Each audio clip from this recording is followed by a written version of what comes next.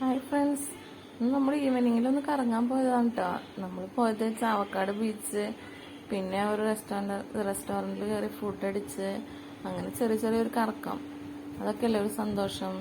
നമുക്കൊരു ടൈം പാസിന് വേണ്ടി ചുമ്മാ ഇറങ്ങിയതാണ് ഇന്നൊരു ഈവനിങ്ങിൽ. നല്ല അടിപൊളി ഫുഡായിരുന്നു കഴിച്ചത്.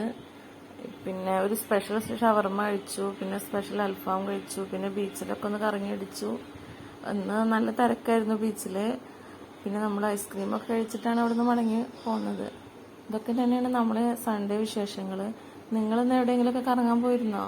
എന്താന്ന് നിങ്ങളെ വിശേഷങ്ങളൊക്കെ ഒന്ന് പറയൂട്ടോ എല്ലാവരും. മോന് കുറേ നേരം തിരമാലയിലൊക്കെ കടലിലൊക്കെ ഇറങ്ങി കളിച്ചു.